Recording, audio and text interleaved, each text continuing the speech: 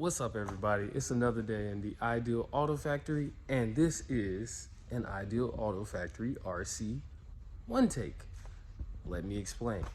So, it's been quite a bit of time since I made a video on RCs or just a video in general. I believe I'm trying to be very consistent, but also very realistic with the lifestyle that I have. So we're going to start doing OneTAKEs. OneTAKEs meaning there's no cutting, there's no editing involved, but what I'm going to give you is a descriptive, detailed video of the RC or what the title represents. So without further ado, let's get to it. And there it is, the Galm, the Overdose V2 Plus, the Ideal Auto Factory way though. So this OneTAKE, we're going to start with the actual body lines and the actual body. We're going to get into, first of all, we have the Yokomo light buckets.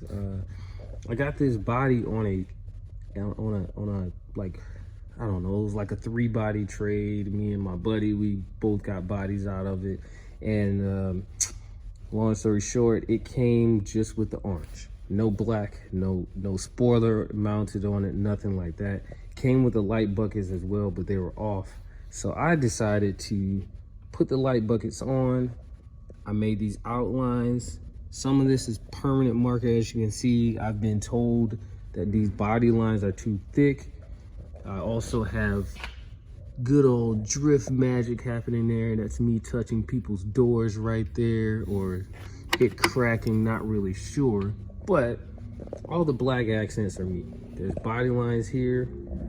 I used to have a body line right there, but I took it off because apparently that's supposed to be a wide body fender and it's a sedan, so it didn't look right.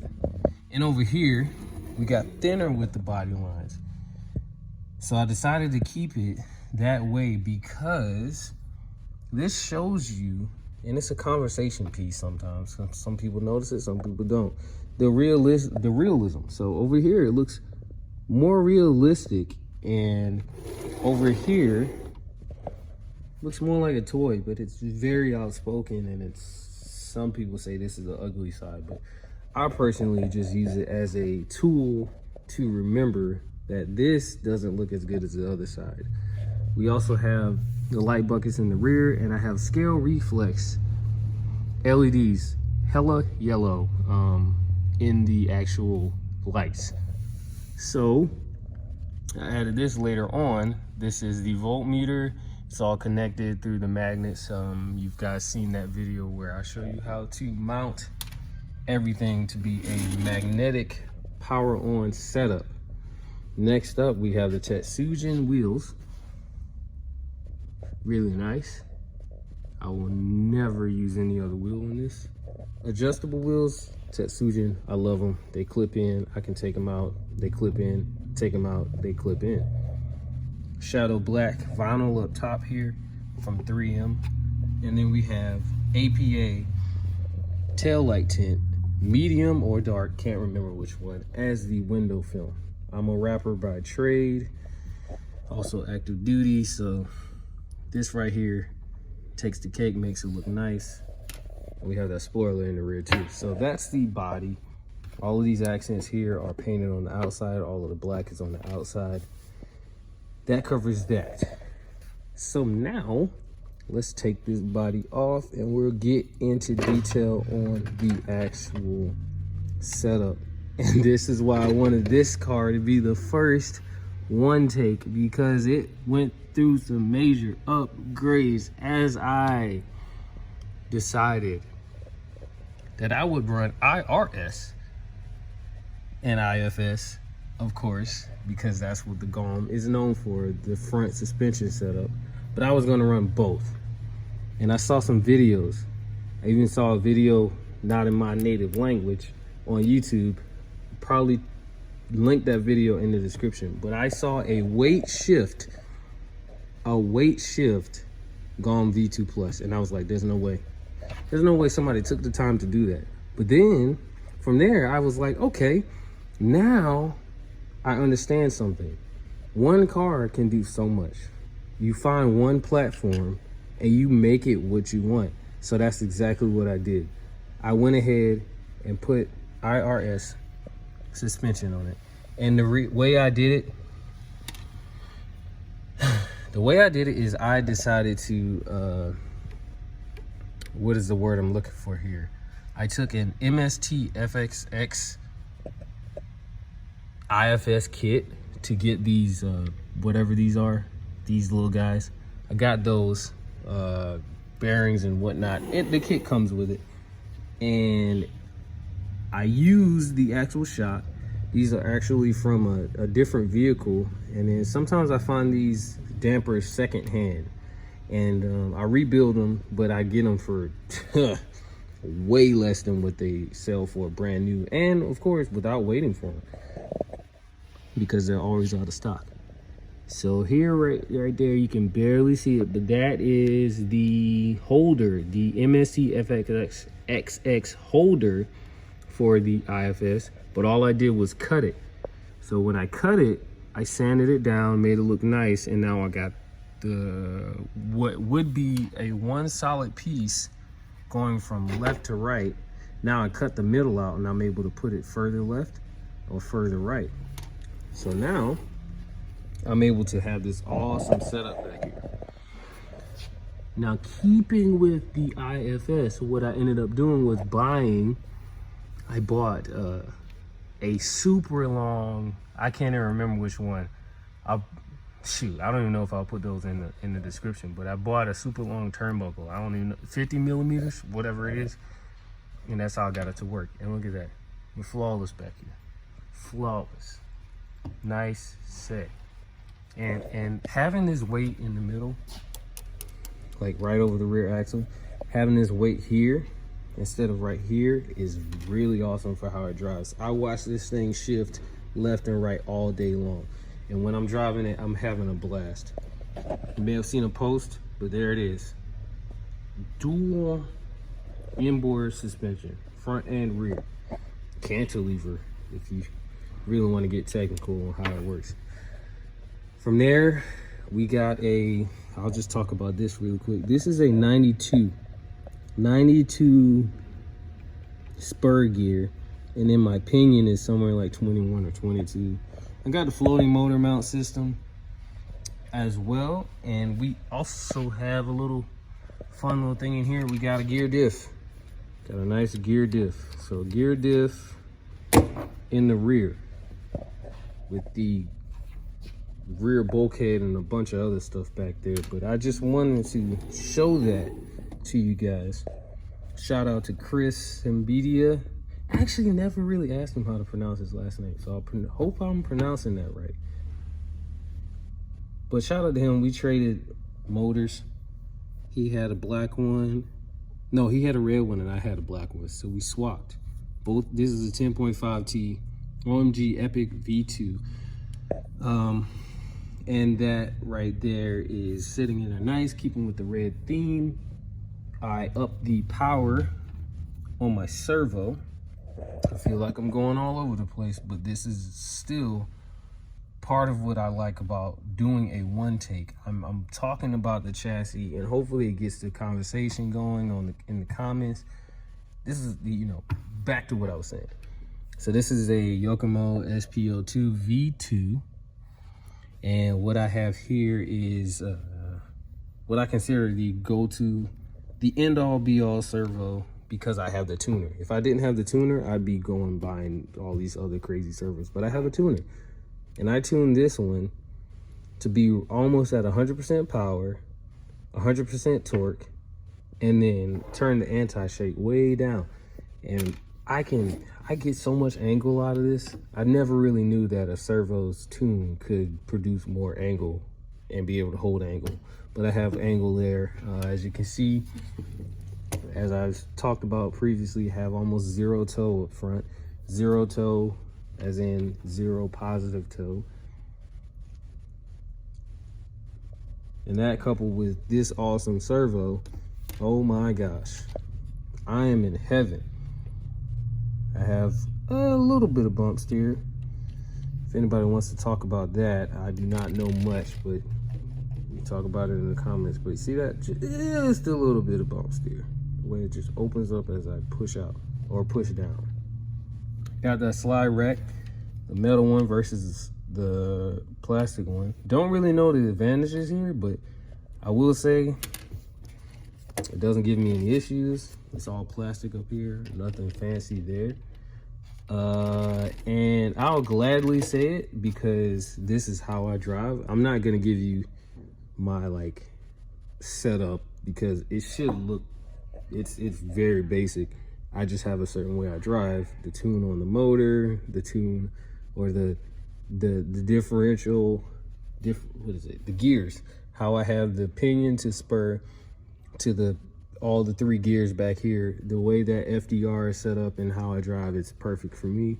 But what I'm trying to say is I would like to talk about how the suspension works, because that part of it and this chassis and how it reacts really makes this a thrill to drive. I'm currently running, and I'm going to change it up, but I did this for it. I did what I did for a very specific reason, to see if it really mattered. I'm running baby oil in these shocks, in these dampers. Oh snap, I just said it. Baby oil, yes, baby oil. These are Overdose springs in the front. No, they're not. Nope, not Overdose. But either way, running soft springs in the front, soft springs in the rear. I know these are MST springs in the rear.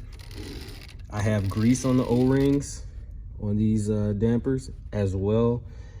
So nothing leaks yet, but I wanted to run the baby oil just to see if you can do it, and you can. I also have on order, I have the actual shock oil that's supposed to go in these, the mineral shock oil that goes in these, and I'm going to replace it, the baby oil, with that. But for right now, it rides perfectly fine with baby oil in it.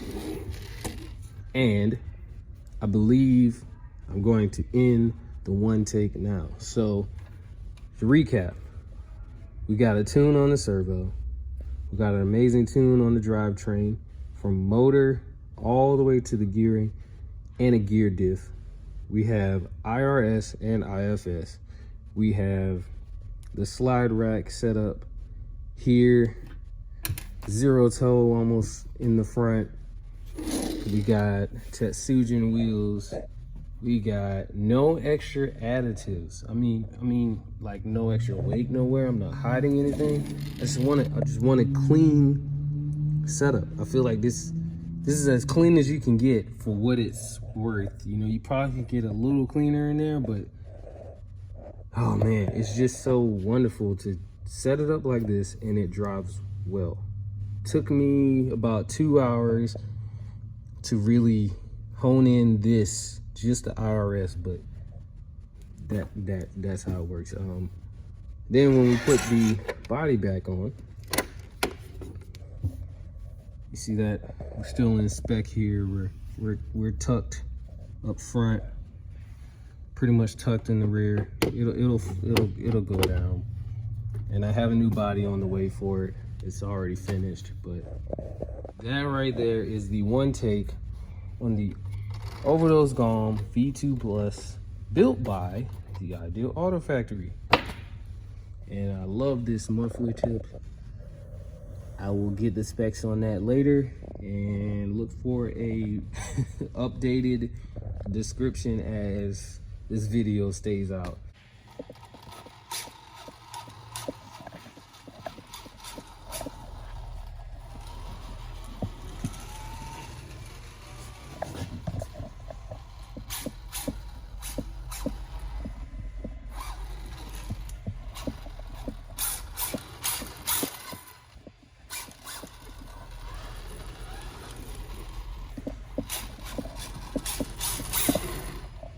Okay, I'm back. I couldn't end the video right there because I did a little rambling and I feel like I got off subject a little bit, but after driving it, I said, hold up, you know what? There's some more info I can share with you guys. So here it is. These shocks, these dampers right here, they make or break this car, I feel like, because there's so much adjustability in them. Not only do you get an adjustable like spring rate here. You know, you can change out your springs and whatnot. But this top cap is screw on. Screw on, and when you take it all the way off, the oil doesn't leak out. It's literally capped on with another screw. So you can adjust the actual shock body length with these dampers. In the rear, they're really long. I got them a little longer. So just wanted to point that out. And on top of that, I did actually upgrade the pistons in there. So when I say upgrade, that is a loose term. You could say, I guess you could say I'm saying that I changed it. Upgrade, probably not to some people, but I went to Harbor Freight, got the little like 100, I don't even know, 50 drill bits down to the smallest one onto the biggest one. I used the second smallest one and drilled 6 holes. I drilled out the factory 4 holes or however much was in there, but I believe it's 6 holes. If I remember correctly, it's 6 holes in there drilled out. Drilled out baby oil.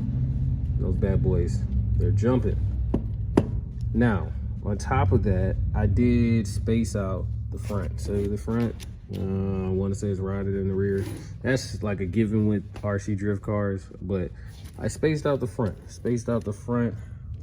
Some of y'all who have these knuckles, I also did not push the actual, you know, KPI, that piece. I did not sandwich it against this. I actually spaced it out one. So there's 2 screw holes you can put it in. I'm gonna zoom in some. Yep, there goes the second screw hole. Right, like there. I wanna say it's this side right here. Yep, there goes the gap. There it is. So that gap is the second screw hole, which would move this whole piece right here closer to there. And that's how I spaced it out. So I kept my wonderful huge offset in there, making the chrome lip stick out, and it's for looks and performance there. So up front, these are, I really wish I could tell you guys the actual specs on that spring, but I can't. Just know I got plenty of bounce and it drops in as well. And that's great. That is really great to know here. But also the reason why I love IFS and the reason why I did it in the rear is because I can tune better. So my ride height now is more of a rod length thing.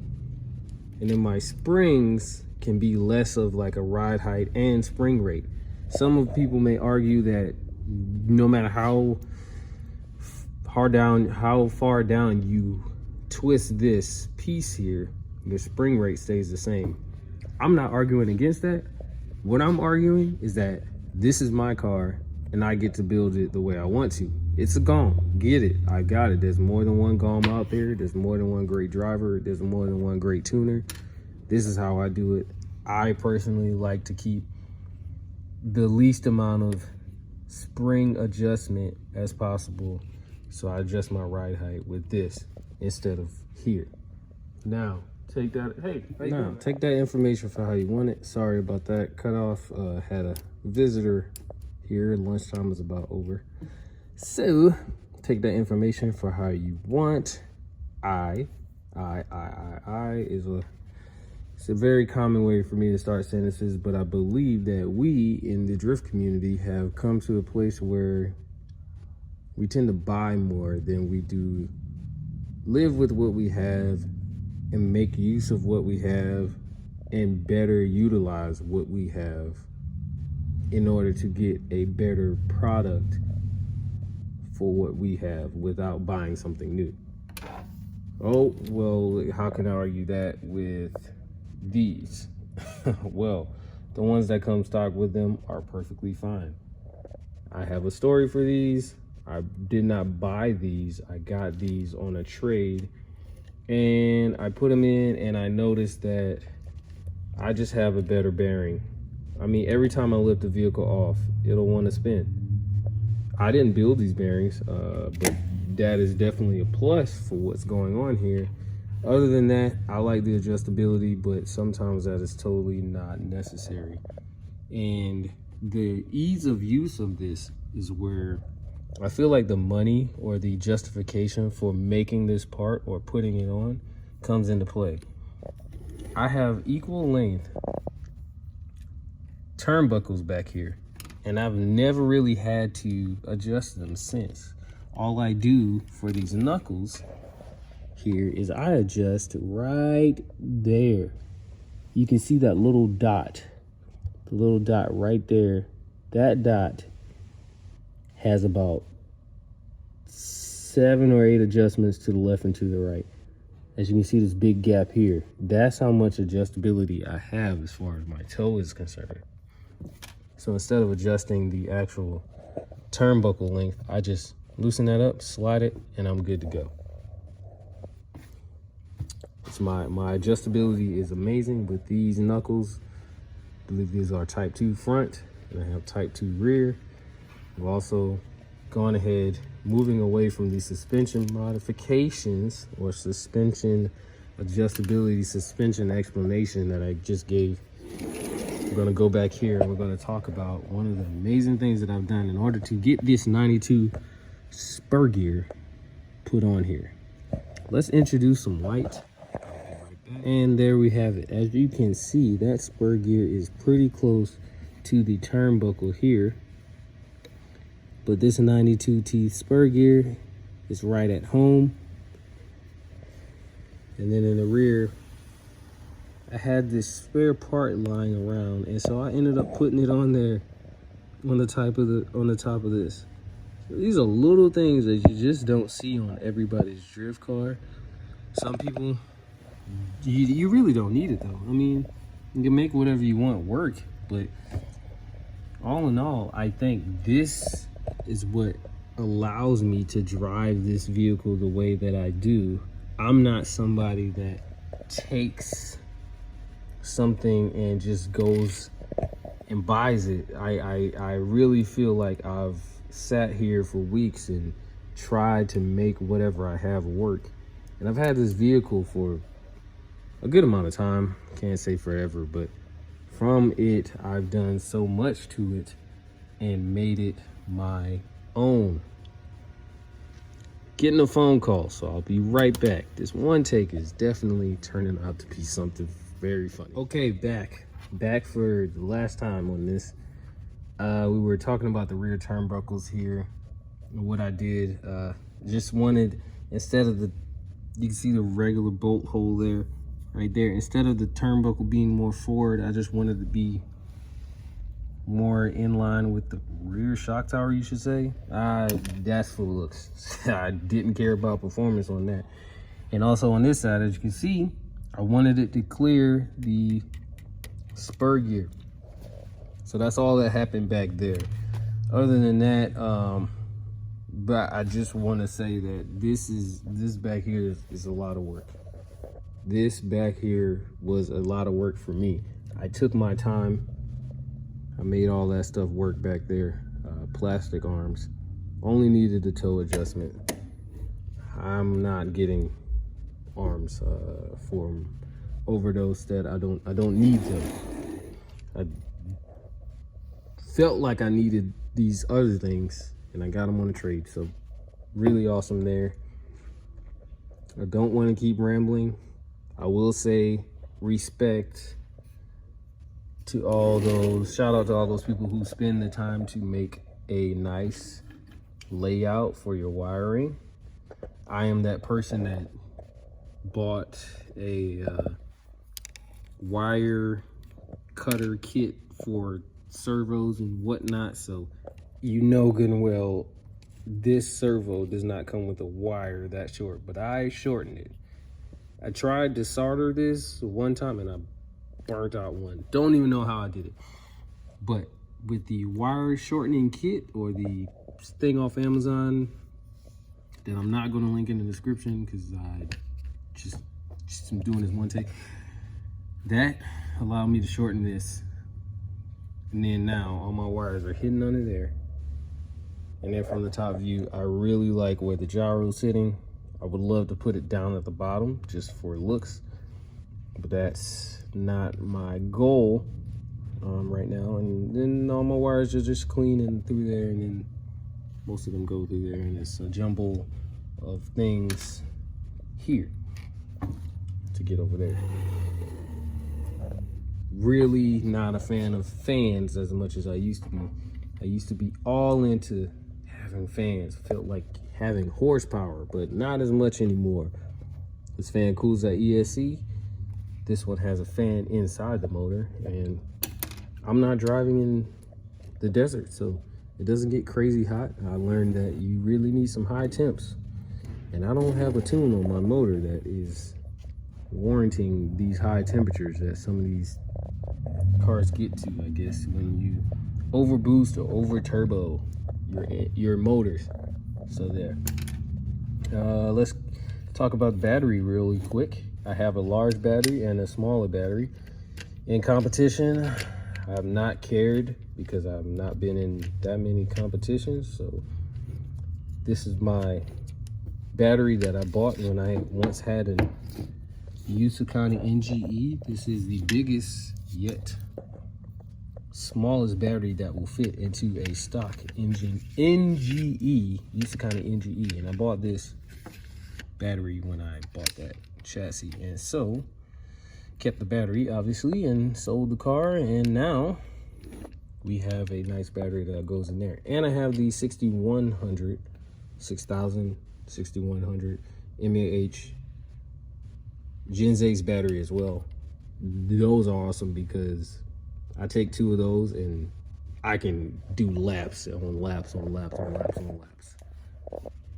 So with that being said, this actually is the end of the video. I hope you got a lot out of it. It's not as structured as I thought it would be, but again, I wanted to give you detail on detail. Not really user-friendly, I should say, because I'm not giving you my camber specs or my toe specs or my rear toe specs or my camber, you know, those things. They all serve a purpose, but for me, I understand one thing, and that's even if I give you my toe out, my camber, my caster, my toe out, and just everything that this vehicle has, every last measurement, my turnbuckle length, my front arm length, my front ride height adjustment length, all those things, if I give you all of those and you drive next to me, I guarantee you we won't match. There's so much more to this chassis. There's a tune, there's the motor to ESC like connection. There's just so much. So thank you for watching. I really hope you enjoyed it.